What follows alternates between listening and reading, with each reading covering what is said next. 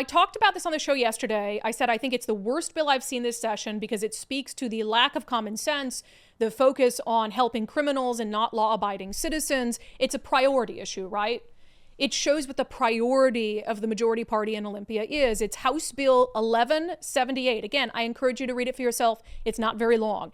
It modifies existing law and changes or eliminates certain sentencing enhancements. So under our sentencing guidelines now, there are certain crimes that you can add a sentencing enhancement because of the nature of the crime or how you carried it out. For instance, if you use a firearm in the commission of a crime right now, there's a 5-year sentencing enhancement that prosecutors can add to that. You don't get good time for that, which means you're serving that 5 years every day hard.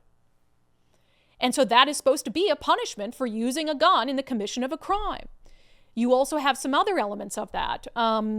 For instance, if you are a gang member who's an adult and you recruit a juvenile gang member to commit a felony, basically on your behalf because they're not going to get punished as much as you would, there's a sentencing enhancement for that, as there should be. And for several other things. But what 1178 does is it eliminates or it eases some of those sentencing enhancements to be able to cook meth around kids. Now, there's a sentencing enhancement for that. If 1178 passes, we'll ease that sentencing enhancement. Sexually motivated crimes. Yep, they want to change that. They want you to be able to earn good time if you get an enhancement for a sexually motivated offense, according to House Bill 1178. If you recruit a juvenile to commit a crime, a felony crime as a gang member, they want to eliminate the sentencing enhancement for that. If you use a gun, a firearm in the commission of a crime, which we're supposed to believe is like the #1 issue in Washington state, gun violence and thwarting it and gun control, and at the same time that they're pushing all these gun control bills, they are pushing through this bill to reduce the punishment for criminals who use guns to commit a crime. So I railed on this yesterday. I posted some of the hearing about the bill on social media. It went crazy because people are livid about it. They really feel like we have a pro-crime, pro-criminal majority in Olympia.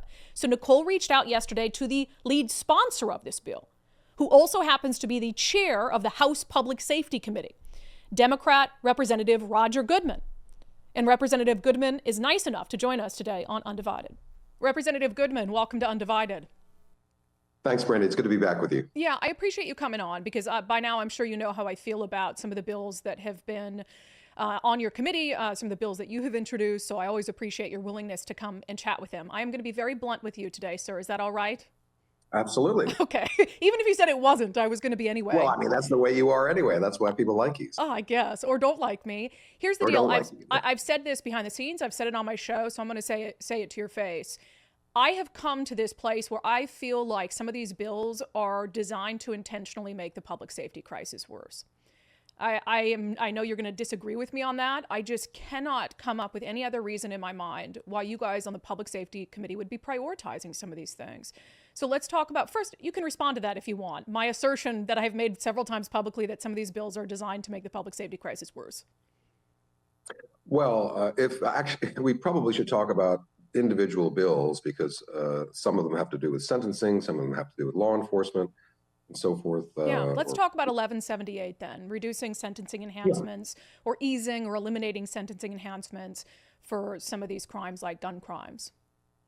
Yes, so the bill that I've introduced would give judges discretion when imposing enhancements, so an additional time to a prison sentence, to order them concurrently rather than consecutively. What that means is that right now, judges are not able to unstack weapons enhancements, for instance. So if you wield a weapon in front of 5 people, that's assault in the first degree, but no one got hurt, you still get 25 extra years on your sentence because it's 5 years per victim.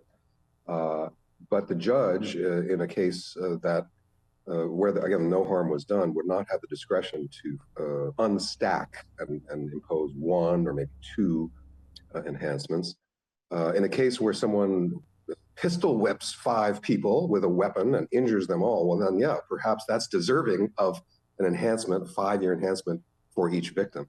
So the idea is to give the judge's discretion to tailor the sentence to the individual and to the circumstances.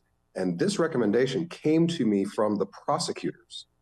And this recommendation was also unanimously supported by the Sentencing Guidelines Commission and the Criminal Sentencing Task Force, which deliberated for 3 years on many sentencing issues and included all stakeholders at the table. So, and it was a unanimous recommendation. So the idea is not to lessen penalties, it's to give judges discretion on a case-by-case basis to order the sentence that is most appropriate. I'll give you an example. Someone was driving a car, 19-year-old kid driving a car, the two people in the back, they were the criminals. They went into the house, robbed them, beat them up, tied them up, stole their weapons, and then came back to the car and said, okay, drive away.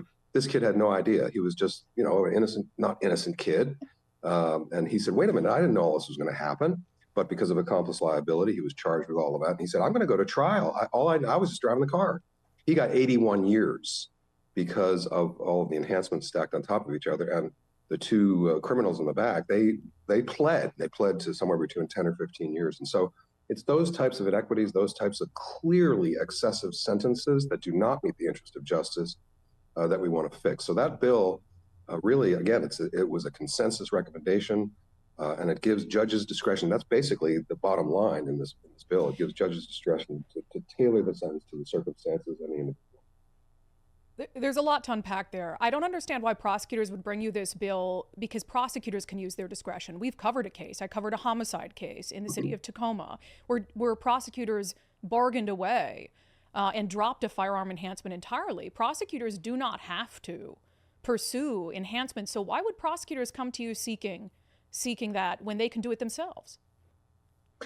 They've seen many cases where, particularly when it goes to trial, that so-called trial penalty, where when someone is not smart enough and calls for a trial, the sentence is usually very much longer than what comes out of plea agreements. But that's a tool of prosecutors. I've had a family member who's been subjected to that too, who went through the criminal justice system, and they had a choice between going to trial and taking like 20, the potential of risking 20 years of their life, or taking a deal for something they said they didn't do. And I disagree with that tool, but that's a tool of prosecutors. So what prosecutors brought this to you and said, we need to do this? This was the Washington Association of Prosecuting Attorneys. It was the organization and this was years ago. This was before the pandemic.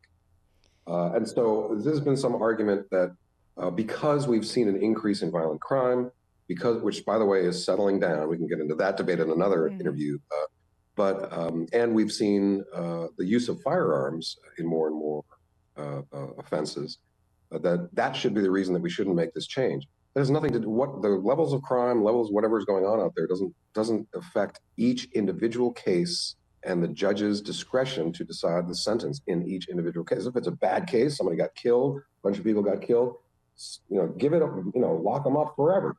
But if there was no harm done, and we have so many stories from the incarcerated at the hearing about their underlying offense, for instance, a nonviolent drug possession case where a weapon was found unloaded in a backpack, and that added multiple years to the sentence of a nonviolent drug possession case. Nothing to do with harm to anyone, just a gun happened to be there.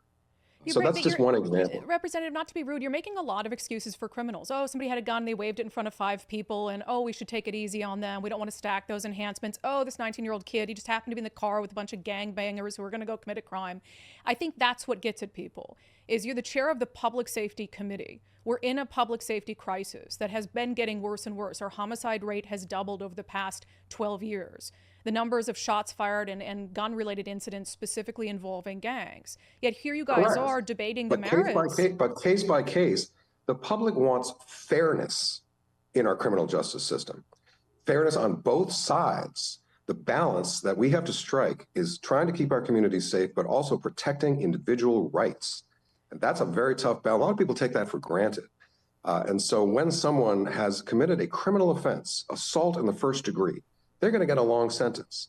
And if there were 5 people there and they were merely wielding a weapon and no one got harmed, why should that person get 25 extra years when another individual might have, as I said, pistol whipped or shot them? They should get an extra 25 years, but the other person shouldn't. We need to make these very careful distinctions because otherwise the public will not have confidence in our criminal justice system. The public The doesn't other thing have that's confidence. very important to mention is racial disparities. There is no greater source of long sentences and racial disparities in sentencing from these weapons enhancements. The federal government does not allow the stacking of weapons enhancements. Most states do not allow the stacking of weapons enhancements. These are clearly excessive sentences that do not serve the interest of justice. Yeah, merely the phrase "merely wielding a weapon" is really throwing me for a loop. We have, and your committee is hearing some of them. Democrats have introduced. You're going to spend 15 years in prison for that. Democrats. Right? Do you want them to spend 40 years in prison for where nobody got hurt? But that doesn't make any sense. The public does not support that's not happening, Representative. It is happening. I don't know if you were in my committee and see the testimony. I watched the testimony, and I understand. But for instance, let me tell you about a young woman named Wendy Traynor. Wendy was dating a guy named Josh Ellis. You can always come up with a story, right? You just came up with stories too, right? Both sides. I know, but hear it out, because I think that's the problem. In your committee, there are a lot of stories being told from criminals, people who are sympathetic with criminals. And look, like I said, I have had family on that side of the criminal justice system too. It is a complete imbalance when it comes to who's advocating for victims. I don't see a lot of advocacy. You talk about this equity issue, which, for the love of God, if I have to hear about this in the realm of crime, do you believe that there is a disproportionate impact on Black and brown people when it comes to being the victims of gun violence in our communities? Correct, on both sides. Why aren't we talking about that? Communities of color and marginalized communities experience much more crime because of their having been deprived of resources for generations, and that creates disorder. I agree with you. And of course, but pile on top of that, implicit bias and institutional inequities, structural inequities, have a bias at every step of the process, from street level all the way to the sentencing court. So we really are trying to mitigate that bias and those disparities. And again, treat each case individually rather than tie the hands of the sentencing court that has no choice but to impose excessively long sentences when it's not appropriate. Yeah, there is. We see. The Wendy Traynor case is an example for me. Josh Ellis followed her across the country and shot her in the back of the head and left her body rotting and stepped over it every day to check on his dog. Okay, fine. You can go into the gory details. That's very sensational. No, it's not sensational. I covered this case. It's inflammatory. It's inflammatory. We want to talk about it is not inflammatory to talk about an actual case. You just encouraged me to listen to the cases of criminals who came to testify before your committee about why woe is them. So please do not interrupt me while I'm talking about a real case that just happened that is very relevant to what you're discussing. Let me just share what happened. Wendy Traynor was shot in the back of the head by Josh Ellis without her family being consulted at all. Prosecutors in Pierce County offered him 10 years, dropped a firearm enhancement entirely. That's 7 years good time. 7 years good time for shooting someone in a DV instance in the back of the head. Prosecutors already have discretion, and they use discretion to give him the lightest sentence they possibly could. And you know what, Judge Andre? No, I'm assuming, and I don't know the case. I don't know what happened behind closed doors during the plea agreement, which is another huge issue. But if they believe they did not have the facts to prove what they wanted to get, and I'm sure they wanted more time, then they have to come to an agreement. They have to negotiate. Otherwise, there's going to be an acquittal. So Judge each individual case, also in the prosecutor's office, they have to figure out what they can prove, and they engage in a negotiation and come to an agreement. He confessed to the crime. But my point is, Judge Andre Penalver, he's one of the most progressive judges, that there is, and even he at sentencing said he wished he could reinstate the firearm enhancement, but he couldn't reinstate it because it wasn't brought to the table for him. And so he gave an exceptional end sentence. He added what he could. And so he used his judgment in that moment. It was prosecutors who failed to use their judgment. I think one of the fundamental things, and I don't want this to get tense, but the Wendy Traynor thing, that's a case that really sticks with me. And I know her family is absolutely livid by this bill that you're pushing. And it may have been that the prosecutor didn't push hard enough. Again, this is an individual case, so it's hard to second guess and sort of relitigate that. Yeah, I think the overarching that sounds to me like, if I were just a citizen, that sounds to me like the penalty should have been much more severe. Yeah, it should have been. In that case. I think on the gun crime thing, this is what I really struggle with, and I genuinely want to have a conversation about this. No fewer than 12 gun control bills that put law-abiding citizens through extra hoops to be able to access a firearm, that add costs and regulations for firearm shops. We hear Democrats in Olympia all the time talk about the importance of gun control, celebrate gun control measures. Yet at the very same time, you guys are pushing a bill to ease penalties for actual criminals who pick up a gun and use it in a crime, making sure that Okay. help you that just make stated that in sense. general terms. Don't just say picked up a gun and committed a crime should be have the book thrown at them. We need to have very careful distinctions case by case. If they picked up a gun and harmed someone, yes. If they picked up a gun and maybe scared someone, that's assault in the first degree right there. That's 5-year enhancement on top of that, 10 years in prison for using a gun where no one was harmed. I think 10 years in prison for using a gun when no one was harmed is enough. I think 25, 30, 40 years for using a gun and really harming people, that's appropriate. I want your and office. That's what we're trying to do here. If you can give me one example, send it later, whatever it is, of someone who had a gun in the commission of a crime and got one of those excessive sentences you're talking about. Yeah. Like you're telling me 25, 35 years and you didn't harm anyone, that the underlying crime wasn't serious? Because I mean, you can commit a robbery. And if you committed a robbery with a firearm, you be on the other end of that. You be the store clerk who's in there and you tell me that's not a serious crime just because they didn't hurt someone. I'll tell you what, someone walks in my door with a gun, I'm killing them. I'm killing them. Yes, so if it's a robbery is absolutely using a weapon when a person is present. It would be theft otherwise if a person wasn't present. By the way, if it's theft and a gun is present and again, no one is present, you can have an enhancement on top of that as well. So yeah. But if, assuming they shot someone or killed someone, that's another charge. That's murder. That's attempted murder, right? So robbery one wouldn't even be in the consideration. It would be a much more serious charge. Yeah, it's just baffling to me here to hear kind of the excuses, like falling over yourself to excuse people who shouldn't probably have the gun in the first place, but actually use the gun in the course of a criminal act. And then all I don't believe the bills. we're excusing people. I don't believe we're excusing people for committing crimes. I'm telling you, it sounds them. like that to me for sure. We're punishing them, giving them long sentences, but not excessive sentences that are not in the interest of justice. I really want to foster public support for our criminal justice system. We don't have support for them all across the spectrum.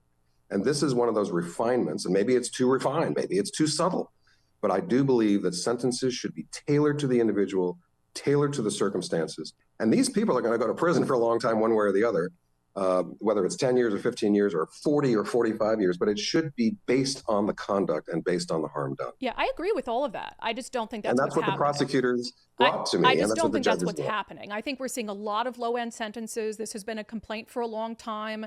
The Wendy Traynor case is just one example of a lot of low-end sentences, low bail, no bail, things like that that have people really concerned that there is this push in the name of equity to sort of take it easy on criminals. Really quick, because I know you've gone way longer than we... Bail is another issue, by the way. We have the fourth longest prison sentences in the country because the legislature over the last 40 years has continued to crank them up and provide no discretion to judges. So we're trying to refine the law, again, to provide the proper balance. Yeah, and I think I would also just point to that. Washington State also, as a percentage, has the highest percentage of people in prison for violent offenses. We don't put people in prison for nonviolent offenses in this state. A lot of other states do. So that's why you have a lot of the other states, when you balance those out, that have people in there for less time because they put people in prison. I think that's good. I think that we should be confining those who are violent. We have one of the lowest incarceration rates in the country, and that also reflects that those who are in prison are the ones who should be there. Two more quick questions. I know we've gone way over. I appreciate your time. Sure. You guys got rid of enhancements for a couple things. Rid of them entirely, or this bill would. It hasn't been passed yet. Including for an adult gang member who recruits a juvenile gang member to commit a felony. Yeah, that sounds pretty scary. Well, the prosecutors actually recommended getting rid of this as well. Well, they should be fired. Those prosecutors should be fired. No. Justify it for me. The way the enhancement is worded in the law, it's unusable. It's not, perhaps we could amend it, but what prosecutors are doing instead is seeking an aggravated sentence based on the same thing. If you're going to recruit juveniles into gangs, yeah, we need to punish that more. And so the sentences imposed in those cases use an aggravating factor to increase the time for the same thing. So this particular enhancement hasn't been used. It's been used once in the last 25 years, and prosecutors have given up trying to use it because it's just not workable. So that sounds kind of technical, but we are able to punish those who do that in another way. Yeah, my concern with that is prosecuting offices vary county to county.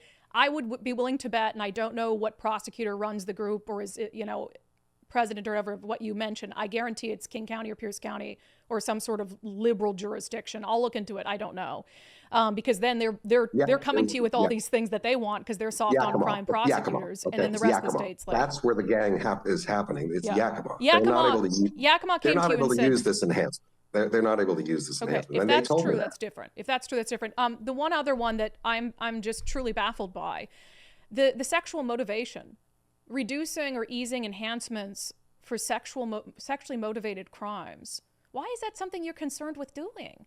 So that was brought to my attention, and I do intend to amend that. We're not going to be reducing enhancement time for sexual motivation. That was in the bill. I didn't see that, and that is an exception. We're gonna amend that. It was in the bill. It's your bill. You didn't see it? There was a broad provision in the bill related to enhancements being eligible for partial confinement and earned early release. And the sexual motivation enhancement is one of the 19 enhancements there.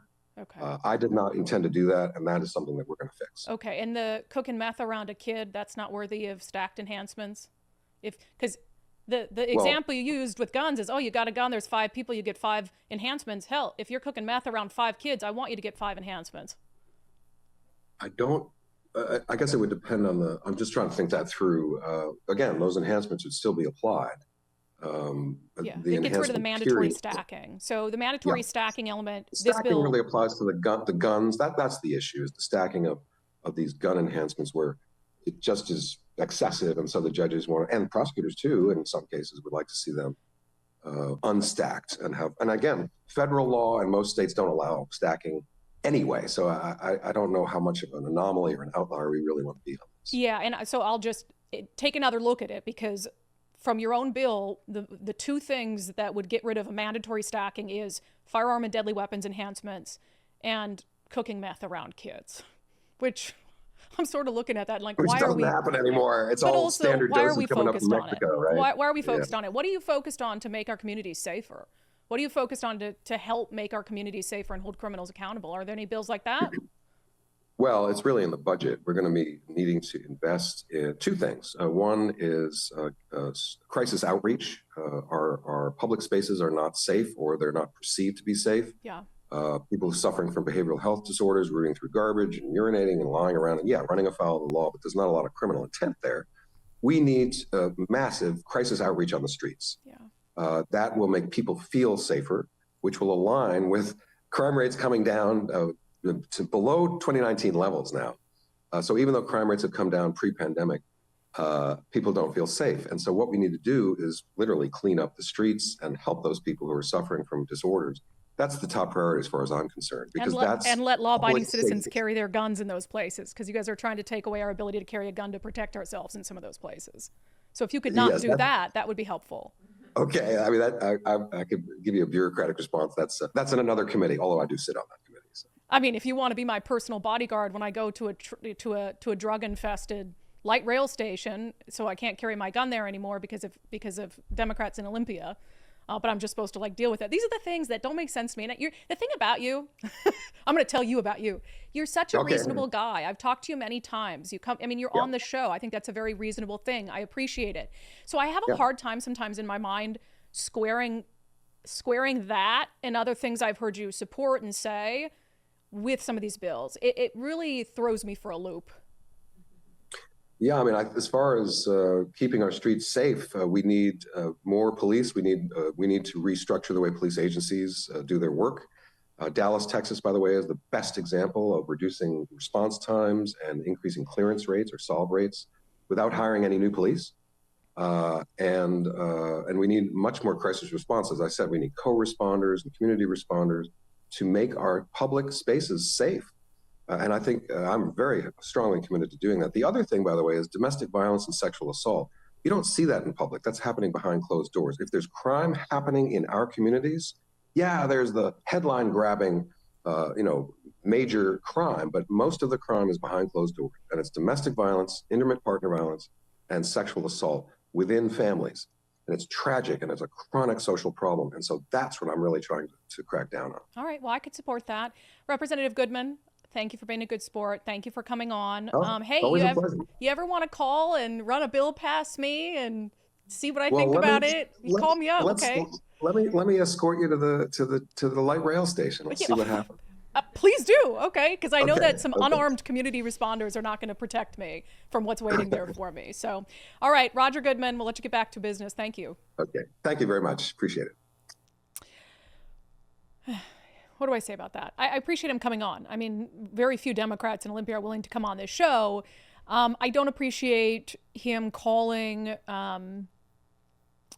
me just sharing facts of a real life murder case inflammatory and sensational. It's inflammatory to commit murder.